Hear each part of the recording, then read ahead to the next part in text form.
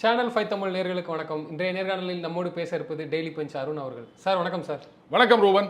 மதுரை கிளையின் ஜி.ஆர். சுவாமிநாதன் நீதிபதி அவர்கள் சொல்லியிருக்கிறாரு, சிலைகளை சிறைப்பிடிப்பதா சாமியை சிறைப்பிடிப்பதான்னு சொல்லி கேட்டிருக்கிறாரு.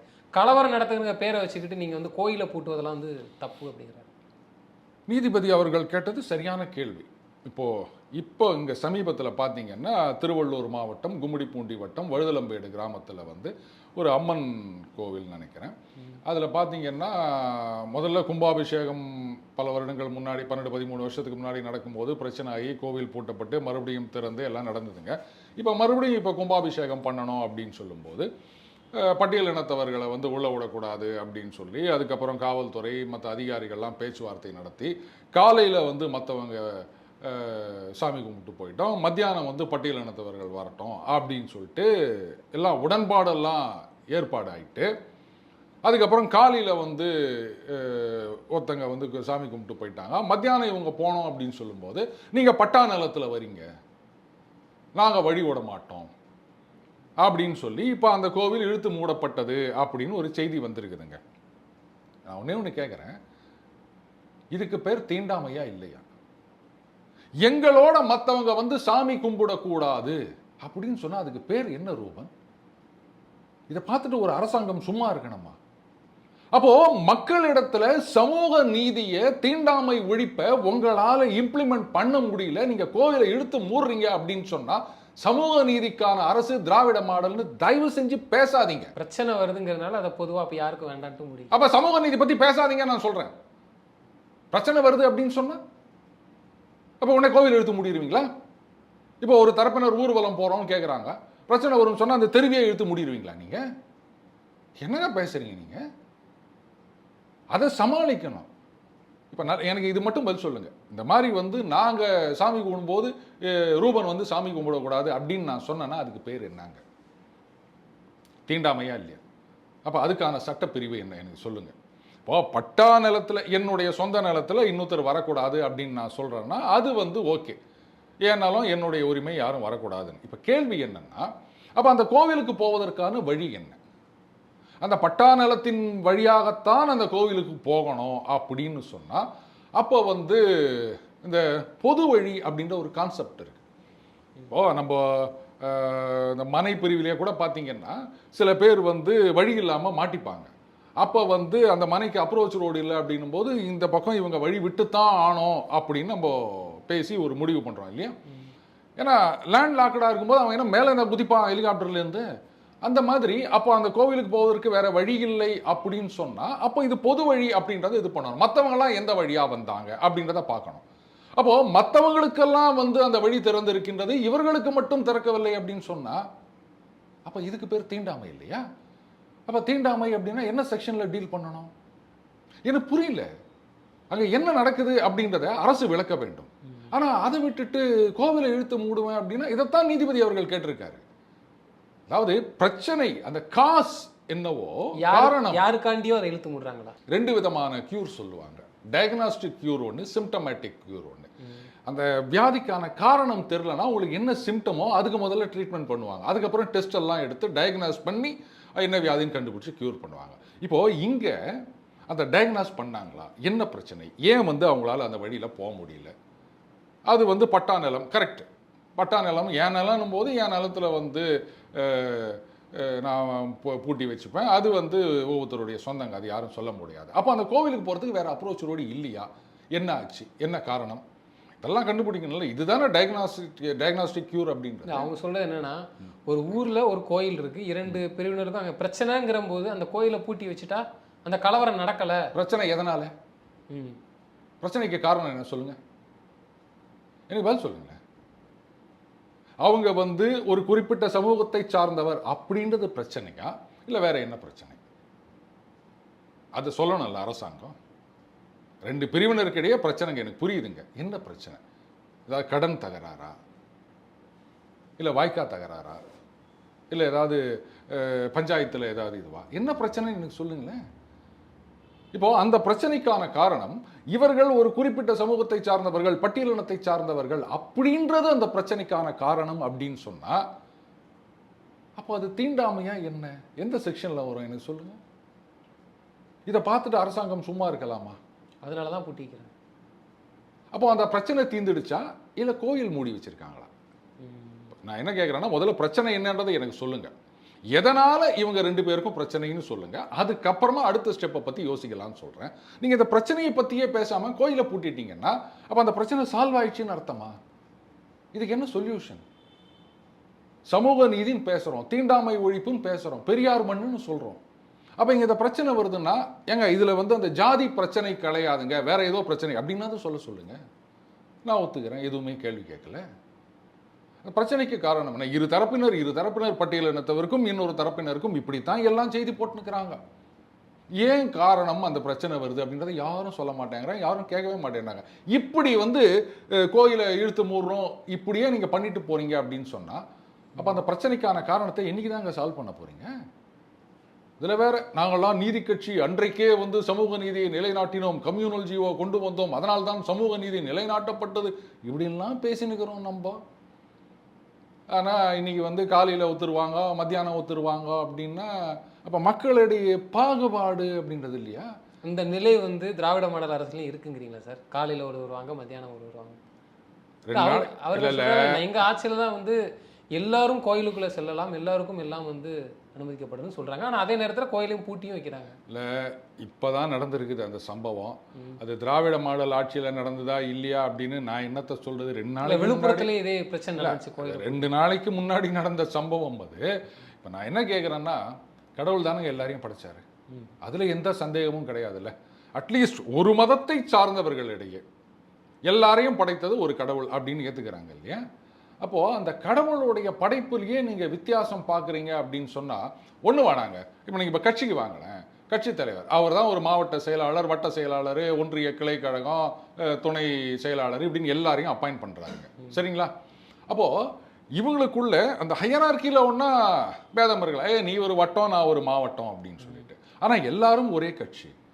நாளைக்கு ஒரு கட்சி கூட்டம் அப்படின்னு நடத்தும்போது, ஒரு மாநில மாநாடு அப்படின்னு நடத்தும் போது மாவட்ட செயலாளர் இங்கே வட்ட செயலாளரோட ஆலோசனை பண்ணணும், வட்டம் கிளை கழகம், ஒன்றியம் அப்படின்னு அவங்களோட டிஸ்கஸ் பண்ணணும். எல்லாமா சேர்ந்து தானே கூட்டத்துக்கு ஆளை சேர்க்குறாங்க. அப்போ அவங்களுக்குள்ள பாகுபாடு பார்த்தா அப்போ கட்சி தலைவரையே இவங்க மதிக்கலன்ற மாதிரி இல்லையா? அப்போ கடவுள் தான் எல்லாரையும் படைத்தார் அப்படின்னு சொல்லும்போது நாங்க சாமி கூப்பிடும்போது நீங்க வரக்கூடாதுன்னு சொல்றது சரியா ரூபன்? எல்லாரும் ஒண்ணு தானுங்க. அதுவும் இவங்க திராவிட மாடல் ஆட்சியில் அதைத்தான் அவங்களால என்ஷூர் பண்ண முடியல, கோயிலை பூட்டிட்டு போடுறாங்க. அப்ப எங்களால சமூக நீதியை நிலைநாட்ட முடியாது, நாங்க இழுத்து மூடிடுவோம், இதுதான் அவங்க சொல்ற மாதிரி இருக்கு இல்லையா? தீர்வு இல்லாம ஒரே ஐடியா கோயிலை பூட்டுறதான் தீர்வுட்டு போறாங்க. பிரச்சனை என்னன்றதையே முதல்ல இவங்க வெளில சொல்ல மாட்டேங்கிறாங்க. அப்புறம் தானே நீங்க தீர்வுக்கு போறது. பிரச்சனையை பத்தி பேசினா தானே தீர்வு கிடைக்கும். திருப்பி தானே சொல்றீங்க பிரச்சனை 2 சமூகத்தினரையா அப்படின்னு சொல்றீங்க. என்ன காரணம் பிரச்சனைக்கு? அந்த காரணத்தை சொன்னா என்ன செக்ஷன் அப்படின்னு சொல்லலாம், கரெக்டா? அப்போ அதை சொல்லாம நீங்க இது தமிழ்ல ஒன்று அழகா சொல்லுவாங்க, புண்ணுக்கு புனுகு பூசும் வேலை அப்படின்னு சொல்லுவாங்க. அதைத்தான் நீதியரசர் கேட்டிருக்காரு. கோயிலை மூடுறது ஒரு சொல்யூஷனா? கோயிலை திறக்கணும். நீங்க சொல்றீங்கல்ல எல்லாரும் கோவிலுக்கு போக முடிகின்றது அப்படின்னு, அதை நிலைநாட்டுங்க. பார்த்தீங்களா, எங்க திராவிட ஆட்சியில எந்த பாகுபாடும் கிடையாது, எல்லாரும் கோவிலுக்கு வரலாம், எப்போன்னா வரலாம், நீ காலையில வா, நீ மத்தியானம் வா, நீ சாயங்காலம் வா, இந்த பாகுபாடெல்லாம் கிடையாது அப்படின்னு சொன்னா இது சமூக நீதிக்கான அரசு அப்படின்னு கையெடுத்து கும்பிடலாம், வாழ்த்தலாம். ஆனால் கோயிலை கூட்டிட்டு போனீங்கன்னா என்னங்க சொல்ல முடியும் ரூபன்? இது சொல்யூஷனே கிடையாது, எஸ்கேபிசம். அமைச்சர் சேகர் பாபு அவர்கள் முருகருக்கு பெருவிழா நடத்தி மாநாடு நடத்த போறாரு திராவிட மாடல் ஆட்சியில். அதுக்கு எல்முருகன் அவர்கள் கலந்துக்கணும் அவர் நினைச்சாருன்னா வரலாம். ஏன் அந்த பேட்டி வாயிலாவே நான் ப்ரெஸ் மீட் கொடுக்கறத பார்த்து கூட அவர் விருப்பம் இருந்தால் வரலான்னு சொல்லி மத்திய அமைச்சரையும் கூப்பிட்டுருக்காரு. அப்படியா? பிரதமர் கூப்பிடுவாரா? எல்லாரையும் இல்லை, அதான் கேட்குறேன். நீங்கள் சொன்ன மாதிரி எல்லாரையும் கோயிலில் திறந்து வச்சு எல்லாரையும் கூப்பிடுறது தான் ஒரு நல்ல ஒரு அரசு செய்யக்கூடிய வேலை. அப்போ பூட்டி வைக்கிறது ஒரு நியாயமானு கேட்குறீங்க. முருகனுக்கு மாநாடு நடத்த போகிறாங்க. முதலமைச்சர் வருவார் அந்த மாநாட்டில். முதல் நாள் தொடக்க விழாவை அவர் தான் ஆரம்பிச்சுட்டு போகிறாரு. சரி, அதாவது நமது அரசியல் சட்டம் அது இந்த செக்யுலரிசம் அப்படின்ற ஒரு வார்த்தையை இந்திரா காந்தி அவர்கள் தான் கொண்டு வந்தாங்க. அண்ணல் அம்பேத்கர் நமக்கு வடிவமைத்து கொடுத்த அரசியல் சட்டத்தில் அந்த வார்த்தை கிடையாதுங்க. செக்யூலர், சோசியலிஸ்ட் அப்படின்ற 2 வார்த்தைகளை இந்திரா காந்தி அம்மையார் அவர்கள் தான் கொண்டு சேர்த்தாங்க எமர்ஜென்சி காலகட்டத்துக்கும் போதுன்னு வச்சுக்கோங்களேன். அப்போது மதச்சார்பற்ற அரசு, அரசியல் சட்டம் அப்படி தான் நம்ம சொல்லிட்டு இருக்கோம், கரெக்டாக? அதே மாதிரி சமீபத்தில் கூட கனிமொழிகள் பேசும்போது மதச்சார்பற்ற நாட்டில் இது மாதிரிலாம் பண்ணலாமா அப்படின்லாம் கேட்டிருக்காங்க.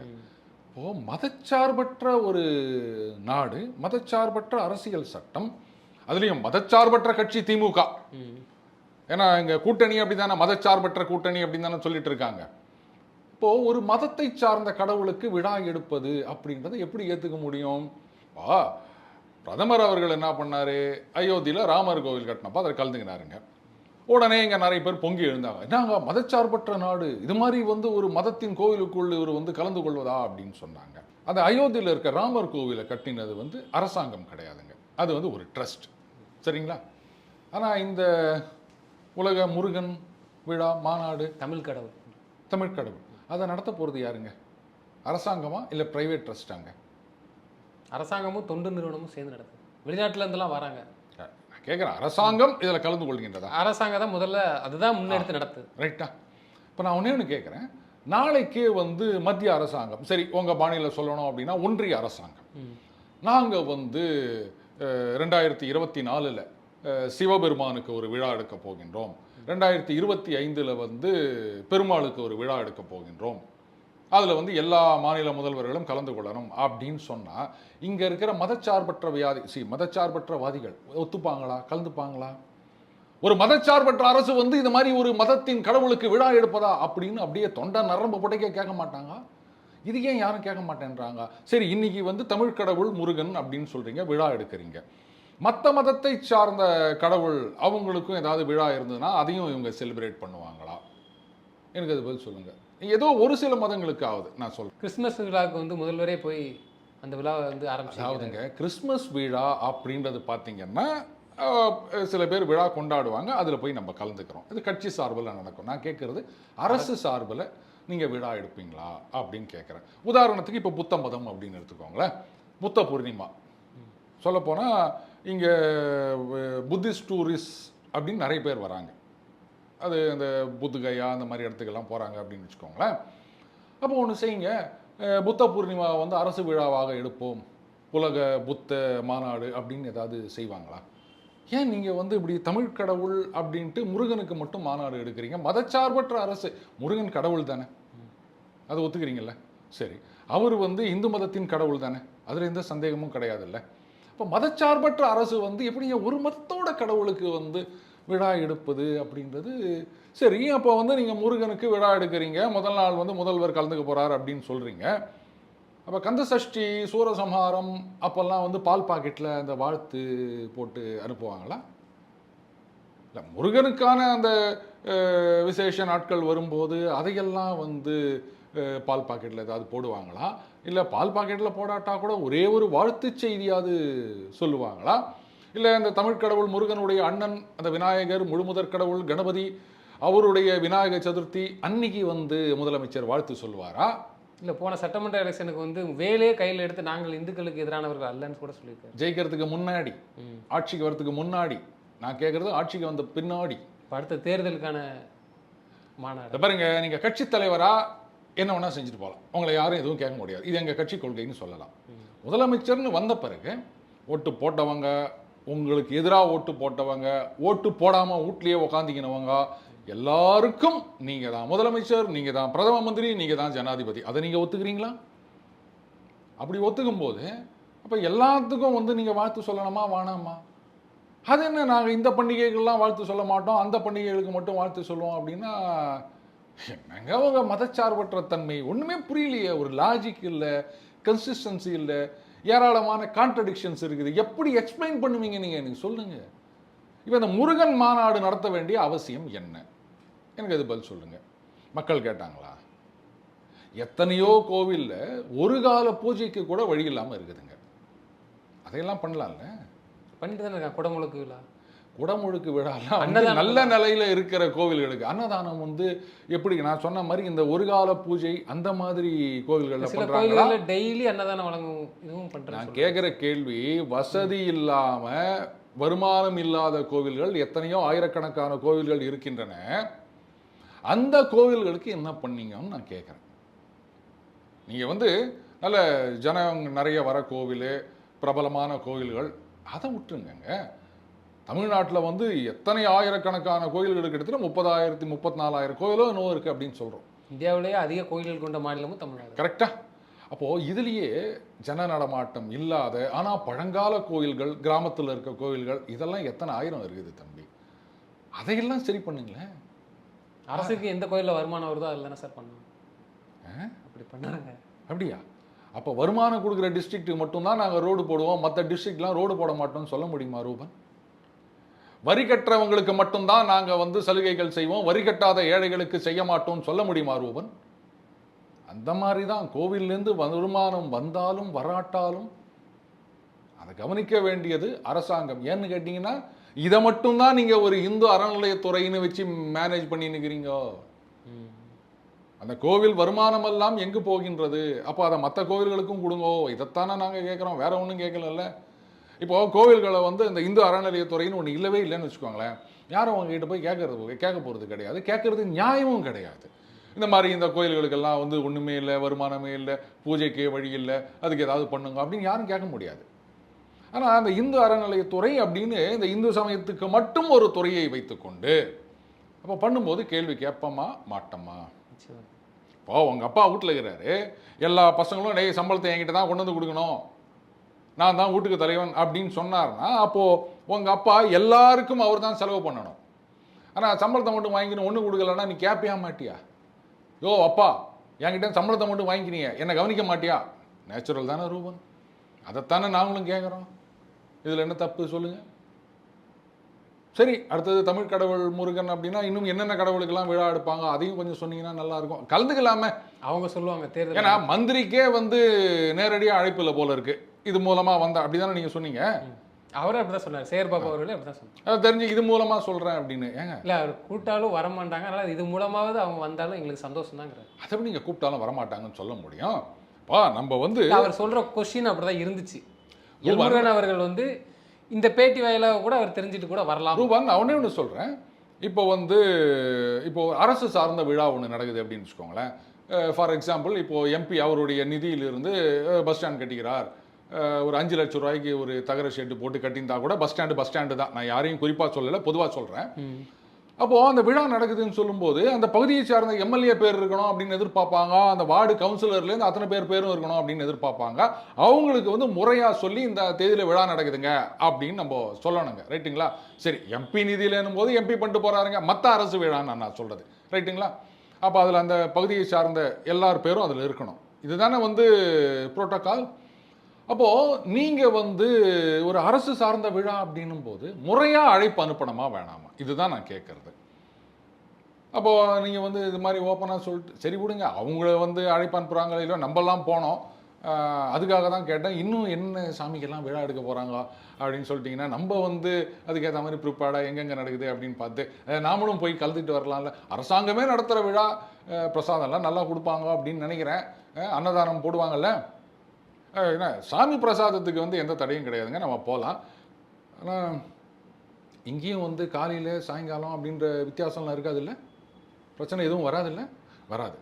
ஆமாம், இந்த கோவிலும் இந்து அறநிலையத்துறை தான் மெயின்டைன் பண்ணுறாங்கன்னு நினைக்கிறேன், இதுவும் வந்து இந்து அறநிலையத்துறை தான் பண்ணுறாங்க, அதனால் பிரச்சனை எதுவும் வராது அப்படின்னு நினைக்கிறேன். பெரிய அளவில் பண்ணுறாங்கல்ல. சரி, சந்தோஷம், நடக்கட்டும். தொடர்ந்து எங்களோடு பல்வேறு கருத்துக்களை பகிர்ந்தமைக்கு நன்றி சார்.